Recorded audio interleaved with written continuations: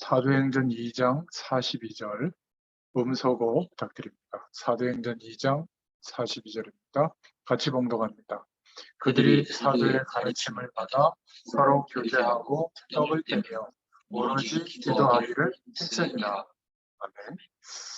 오늘은 그리스도께서 세우신 예식이라는 제목으로 함께 은혜를 나누겠습니다. 오늘은 소요리 문답 91문부터 93문까지 내용인데요. 성례가 어떻게 구원에 이르는 효력 있는 방편이 되는가? 성례, 그러니까 세례, 성찬, 이것이 어떻게 구원에 이르는 방편이 되는가? 이 질문에 또 답으로는 이렇게 했습니다. 성례 자체가 구원에 이르는 방법이 아니다. 베푸는 자의 덕도 아니다. 믿음으로 성례 받는 자 속에 성령이 역사하신다. 이게 성례 자체가 구원에 이르는 방법이 아니다라는 답은 천주교 이론과 완전히 반대되는 말이죠. 우리 이상민 실장님이 잘 아실 텐데 천주교는 그 자체가 맞다고 가르치잖아요.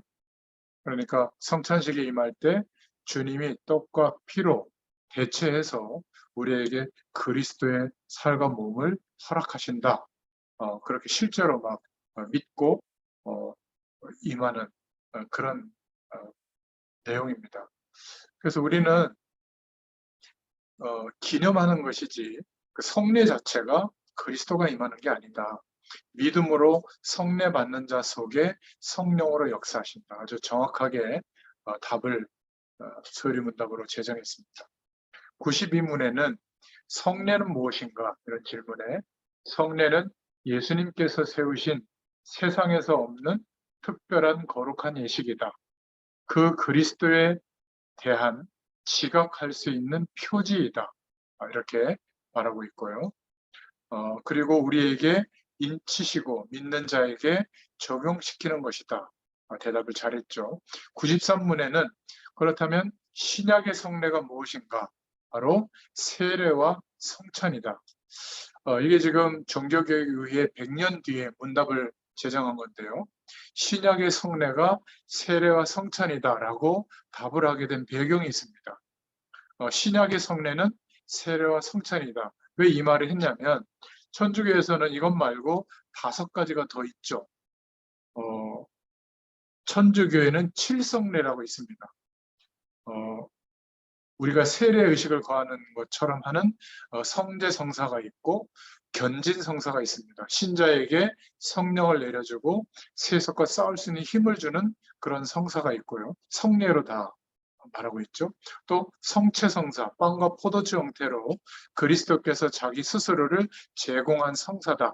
이런 성사가 있고 신품 성사, 사제들이 이렇게 또 사제로 위임을 받을 때 신품 성사가 있고요. 혼인할 때 혼배 성사, 그리고 고백 성사가 있습니다. 죄인으로서 자꾸 약해진 그 문제를 이제 드러내고 약해진 은총을 회복하는 이제 영화 같은 데서 많이 나오잖아요. 신부님이 기다리고 있는데 들어가서 고백 성사하는. 그리고 또 뭐가 있냐면 병자 성사가 있습니다. 중병이나 죽음에 임한 신자를 위로하고 격려하는 그런 성사가 있다고 합니다. 저도 자세히는 모르겠는데 일부러 이렇게 찾아봤어요. 그런데 죽고 나서 하는 종부 성사라고 하는 게 있는데 죽고 난 뒤에 그런 성례를 베풀면 좋은 데로 간다고 하는데 그건 말도 안 되는 소리죠. 저와 여러분이 지금 안 믿고 죽으면 구원받지 못하고 죽으면 막바로 지옥에 갑니다. 누가 중간에 노력을 하거나 돈을 썼다고 해서 천국 가는 길이 없죠. 그래서 개신교에서 성례는 2가지밖에 없다라고 말합니다. 바로 세례와 성찬이죠. 초대교회가 그렇게 했습니다. 여기서 우리가 첫 번째로 좀 마음에 담아야 될 기도 제목은 본론으로서요. 초대교회는 어떻게 예배할 때마다 그런 기적이 일어났을까? 하나님의 성령의 역사하심이 일어났을까? 우리도 하나님의 말씀 앞에 설 때마다 또 예배할 때마다 우리에게도 동일한 성삼위 하나님의 능력이 일어나고 역사하는 것이 정상인데 차이점이 뭘까? 초대교회가 기적이 일어날 수 있는 조건이 있었는데요.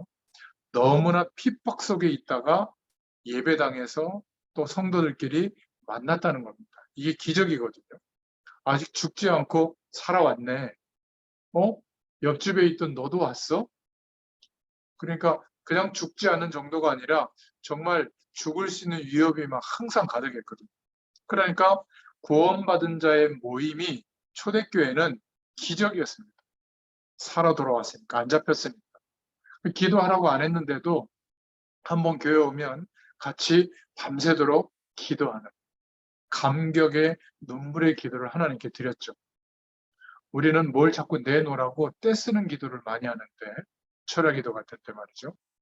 그리고 모였을 때마다 세례받을 사람에게 세례를 주고 성찬식을 거행했습니다. 감격스럽게. 이게 초대교회의 모습이었거든요. 문제는 지금 우리는 눈물 흘릴 일도 별로 없고 감격스러울 일도 별로 없고 성도들끼리 만나도 이렇게 별로 인사도 안 하고 딱 벽을 치는 그런 성도도 꽤 있죠. 거기다가 성찬식은 6개월마다 한 번씩 하고 말이죠. 그러니까 초대교회에 일어났던 정말 성령 충만한 그 감격과 은혜가 참 아쉬운 지금 우리 이 시대의 교회입니다. 그러면 어떻게 해야 될까? 우리가 꼭 기억해야 될 것은 우리가 만날 때마다 성찬식을 거행할 그런 필요는 없지만 예수 그리스도의 약속을 붙잡고 우리도 하나님의 부르심 앞에 서 있다는 것. 단순히 문제와 어려움을 해결받고 우리 산업 현장에서 조금 응답받고 이게 아니라 우리가 알든 모르든 예수님을 그리스도로 믿는 믿음의 반열에 하나님이 땅끝까지 이 복음을 증거하시고 전도자들을 찾아 세우는 이 전도 대열에 우리 인생과 우리의 산업의 분야가 부름을 받았다는 것 믿으시길 바랍니다. 이게 기적이에요. 수십억의 인구가 있는데 과연 이 복음을 알고 우리의 산업 현장을 쳐다보고 세계 복음화 때문에 생각하고 고민하는 사람이 얼마나 될까요? 하나님께서 우리를 부르신 그 부르심에 대한 감격이 있어야 되는데 초대교회는 이 감격이 있었습니다. 우리는 교회에서 목회자와의 갈등이니 교회의 분위기 때문에 여러 가지 어떤 일에 대한 어떤 갈등 때문에 맞다, 안 된다, 이런 것 속에서 자꾸 있는데요. 하나님이 우리와 상의하지 않고 예수 그리스도를 믿게 하시고 이 전도 대열에 세우셨다고 하는 이런 감격이 있기를 정말 축원드립니다. 저는 토요일 날쯤 되면 한 주일을 이렇게 돌이켜보고 또 어떨 때 시간이 되면 올해 지나왔던 시간을 돌이켜보고 또 한 달이 마감이 되고 새로운 달이 시작될 때는 또 그 해, 전년도 이렇게 생각을 해보거든요. 너무 감사한 거예요. 저같이 이렇게 연약하고 참 모자란 사람인데 계속 복음을 향해 갈 수 있고 그리스도를 향해 갈 수 있고 복음의 가치를 기준으로 판단하고 생각하고 기도할 수 있게 된 게 얼마나 감사한지 모릅니다. 참 은혜죠. 전혀 이렇게 제 의지와는 상관없이 때를 따라 하나님이 역사하시는 그 축복과 은혜를 경험할 때 얼마나 감사한지 모릅니다. 그리고 나의 인생이 우연이 아니라 그냥 목회자서가 아니라 하나님이 역사하시는 이 전도의 대열에, 선교의 대열에, 세계복음의 대열에 나를 부르셨구나. 이 감격이 전에 있거든요. 여러분이 산업인으로서 정말 하나님 앞에 한번 기도해 보시기 바랍니다. 저는 여러분들을 볼 때마다 얼마나 귀한지 몰라요. 하나님이 한 시대에 하나님의 계획하심과 인도하심을 놓고 부르셨다면 반드시 하나님이 주시는 응답과 시간표도 따라옵니다. 이게 은혜 중 은혜거든요. 만약 저와 여러분이 이 하나님이 부르심에 대한 감격이 없다면 뭔가 영적으로 조금 생각해 볼 부분이 있습니다. 초대교회는 만날 때마다 끌어안고 울었어요. 야, 이런 지금 핍박 속에서 네가 어떻게 왔냐? 우리는 기도도 그렇게 많이 하지 않았는데 지금까지 하나님이 지키시고 복음 속으로 하나님의 영광 가운데 인도해 주신 게 얼마나 감사한지. 이렇게 많은 인류 가운데 우리에게 그리스도가 모든 문제 해결자라는 답을 얻게 하신 하나님께 정말 감사할 수 있기를 축원드립니다. 이게 초대교회의 시작이에요. 다락방에 모여서 기도했던 그 응답의 시작이 우리에게도 있기를 축원드립니다. 초대교회 응답 조건을 우리가 지금도 가지고 있어야 돼. 하나님께 정말 감사하다. 진짜 저와 여러분이 감사가 없다면 이 그리스도 안에서 이 감사가 자꾸 없어지고 불평, 불만, 원망이 자꾸 찾아온다면 오늘 우리가 믿음의 선배들이 했던 문답을 다시 한번 보고 살펴볼 필요가 있습니다. 그런 면에서 성례는 무엇인가? 오늘 답을 잘했죠. 91문에 하나님의 임재하시는 방법인데 성례식 하는 그 자체가 그런 게 아니라 거기에 성령께서 역사하신다. 그래서 성례는 그냥 예식이 아니다. 한마디로 우리의 이 구원이 얼마나 큰 것인가를 깨닫게 하는 표지다. 성례를 할 때마다. 그러면 세례는 도대체 뭐냐? 하나님의 인치심이다. 우리를 구별해 주시는 거다. 거기에 대한 기념을 의식으로 하는 것이 세례다. 그러면 성찬은 뭐냐? 그 구원해 주신 인치심이 성례식을 거행할 때마다 우리에게 적용되고 성령의 역사하심과 영원한 시공간을 초월하신 하나님의 은혜를 정말 누릴 수 있는 표지가 된다. 우리 영국의 믿음의 선배님들이 그렇게 답을 찾아놓은 겁니다. 거의 완벽하다고 볼 수 있죠. 우리는 그냥 좀 성의 없게 임할 때도 많은데 이 서의리 문답을 제정했던 영국에서 1600년경에 이 은혜가 회복되었던 겁니다. 그래서 하나님은 또 영국을 중심으로 전도와 선교의 문들을 전 세계에 여시는 그런 교회사적인 역사적인 배경들이 있었던 것이죠. 자, 그러면 세 번째로 어떻게 해서 초대교회는 성령의 역사가 날마다 일어났을까? 바로 모세가 또 백성들과 함께 오실 메시아의 약속을 붙잡고 피의 언약을 붙잡고 문설주의 피를 바를 때 출애굽의 역사가 일어난 것이 아니냐. 같은 맥락으로 다윗이 언약궤와 오실 메시아의 약속을 붙잡고 그리스도의 몸된 성전을 완성하려고 몸부림쳤죠. 하나님은 다윗을 최고로 축복하지 않았냐. 이런 맥락입니다.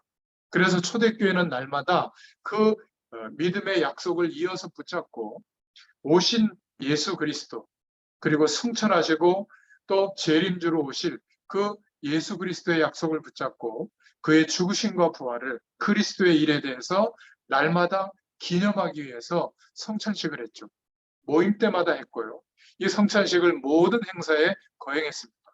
그 말은 오직 예수 그리스도의 중심과 그 믿음을 기념하고 그 축복을 누렸던 거죠.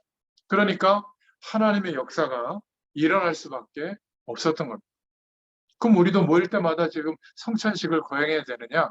꼭 그럴 필요는 없습니다만은 예수님의 죽으심과 부활로 우리에게 이루어진 하나님 만나는 길이 열려지고 모든 죄와 저주에서 대속의 은혜가 임하고 그리고 모든 사단의 세력을 완전히 멸하신 이 그리스도의 축복과 그 의미를 알려면 우리는 모일 때마다 기도할 때마다 말씀 붙잡고 하나님 바라볼 때마다 이 그리스도의 축복과 의미를 붙잡으면 되는 줄로 믿습니다.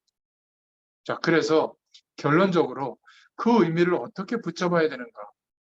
우리는 이런 질문을 할 때가 있죠. 나는 뭔가 왜 잘 안 될까? 하나님의 그 역사가 언제 내게 일어날까? 우리는 그렇게 생각하고 있었지만 바울은 날마다 굉장히 어려운 조건 속에서 인생 전체를 하나님께 드렸는데 힘들게 드린 게 아니라 나는 그리스도 한 분으로 만족한다. 그 이상의 것은 그렇게 필요가 없다. 나는 풍부한데도 처할 줄 알고 공평한데도 처할 줄 안다. 나는 일평생 그리스도만 자랑하겠다. 바울이 그렇게 의지하고 갖고 있었던 배경, 그것을 그리스도 외에는 배설물이다. 우리는 때로 눈을 뻘겋게 해가지고 찾아다니는 그렇게 구하는 그것을 바울은 해설물이다. 하나님은 바울에게 성령으로 역사해 주셨습니다. 하나님은 바울이 기도하고 움직이는 현장마다 흑암 세력이 꺾이도록 역사해 주셨습니다. 마귀도 오직 예수 하니까 도망가는 것이지 다른 것 하고 있다면 자꾸 건드리게 되겠죠. 또 무디 같은 사람도 이렇게 고백했다고 해요. 나는 강단에서 예수 외에는 말하지 않겠다. 그 외에는 나는 말할 게 없다. 하나님은 무디를 통해서 미국의 한 시대를 움직였던 거죠. 크로스비 다 아시죠? 나는 눈이 안 열리는 것이 더 좋다. 왜죠? 그리스도를 아니까. 이러면 자기의 연약함 때문에 속이고 역사하던 흑암 세력이 다 꺾이게 되어 있습니다. 그래서 크로스비가 고백한 가사로 지은 찬송가가 많이 있잖아요. 나의 갈 길 다 가도록 예수 인도하심. 나의 생명 되신 주님 앞에 나아갑니다. 메마른 땅을 종일 걸어가도 나는 피곤치 않다. 내 눈을 띄워주실 필요도 없다. 여러분, 이렇게 되면 못 말립니다. 이때가 되면 성령께서 반드시 역사하실 수밖에 없죠. 그런데 이 사람이 지은 찬송가가 아마 찬송가 작곡 작사하는 사람 중에 가장 교회사적으로 영향을 입혔다는 것을 우리는 알고 있잖아요. 대음악가도 못한 그런 영향을 끼쳤습니다. 여러분, 일본 사람 미우라 아야코인가요? 저는 그 책을 한번 읽어봤는데 이 사람이죠. 나는 그리스도를 알게 되고 난 뒤에 정말 하나님께 감사하다. 이 질그릇에 그리스도께서 계셔서 감사하다. 그러면서 시집을 갔는데 너무 가난한 사람을 만난 것도 감사하고, 집을 샀는데 너무 작아서 오순도순하게 지낼 수 있어서 감사하고. 저는 그 책을 좀 읽으면서 약간 좀 모자란 사람이 아닌가 했는데, 이 작은 여성 하나의 그 믿음의 고백이 그 일본 전체에 얼마나 대단합니까? 그 나라의 배경에 영향을 끼쳤습니다. 이 아야코라는 인물이. 여러분들 잘 아시는 송명희 씨 아시죠? 하나님을 얼마나 사랑하는지 이렇게 그 은혜를 고백했죠. 하나님은 정말 나에게 공평하시다. 몸도 못 쓰고 걸음도 못 걷는데 하나님은 공평하시다. 건강도 없고 재물도 없는데 하나님은 그 사람들에게, 다 가진 사람들에게 없는 것을 나에게 주셨다. 그래서 하나님은 참 공평하시다. 이런 고백을 했습니다. 아마 예수전도단에서 예전에 이 송명이 이분의 가사, 믿음 고백을 곡으로 만들어서 많이 사람들에게 영향을 줬죠. 우리는 너무 기도 제목이 많은 거 아니에요?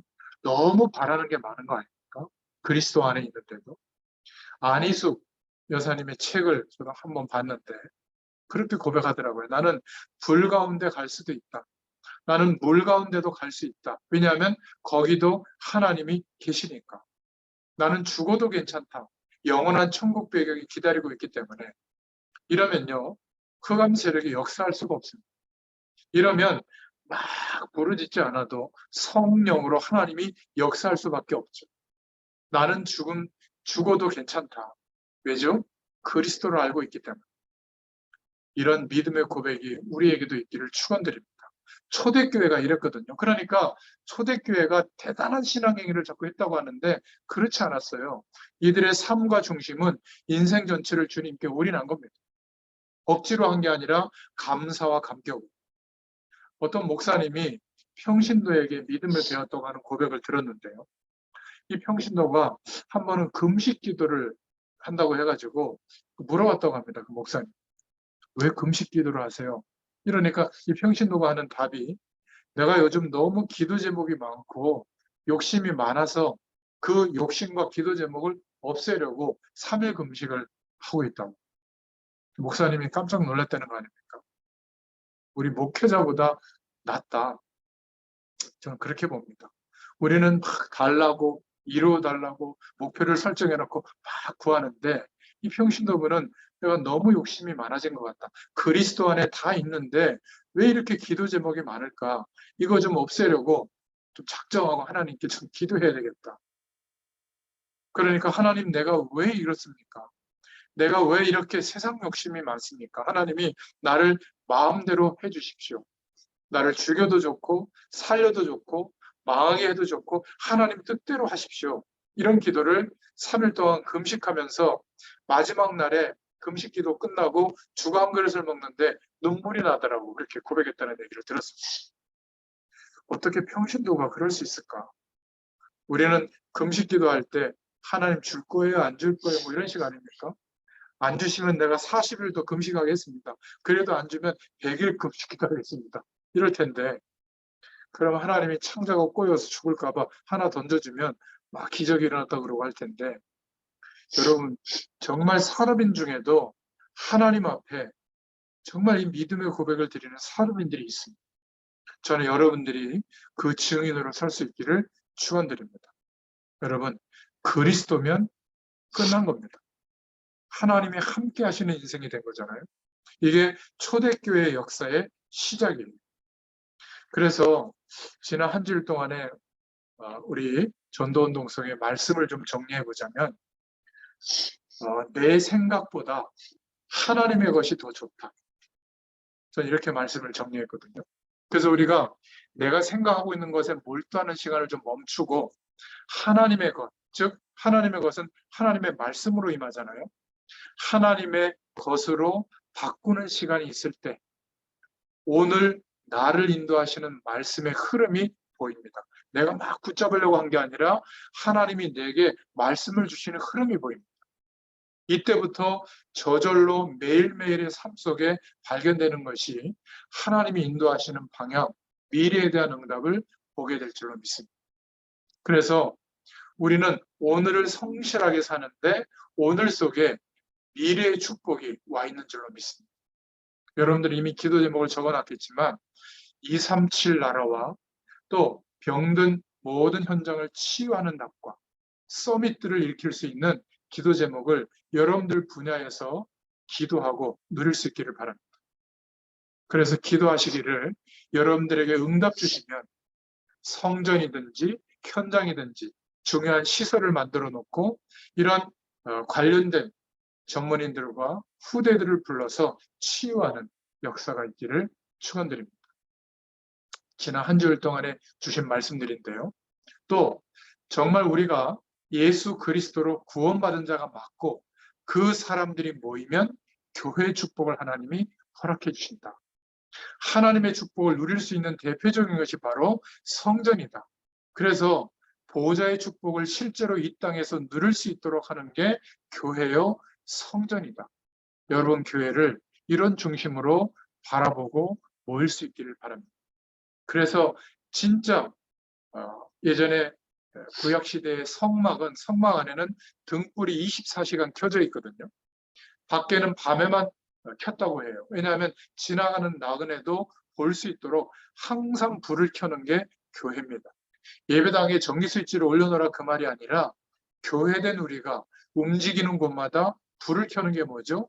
예수 그리스도를 바라보고 성삼위 하나님의 축복을 기대하고 구하면 우리가 있는 현장마다 생명의 빛이 비춰지게 될 줄로 믿습니다.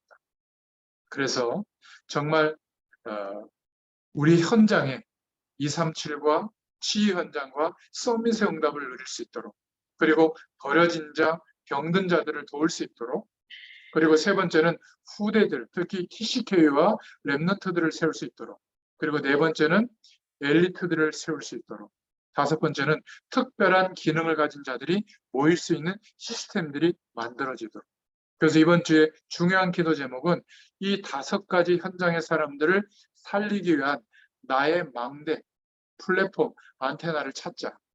여러분들은 산업 현장에서 그 꿈과 그림을 그리시길 바랍니다. 하나님이 반드시 이루실 거예요. 그래서 이번 주 한 주일 딱 붙잡을 기도 제목은 보호자의 축복으로 나를 바꾸는 집중, 이 은혜를 꼭 누릴 수 있기를 축원드립니다. 우리 전체에게 주신 기도 제목은 목회자들은 70군데 전도만 하는 지교회를 두고 기도해라. 우리 중직자들은 특히 산업인들은 70군데에 영향을 주는 업이 되도록 현장교회가 회복되도록 기도해라. 우리 렘넌트들은 세계교회의 축복을 누릴 수 있도록 237을 준비해라. 이렇게 기도 제목을 주셨습니다.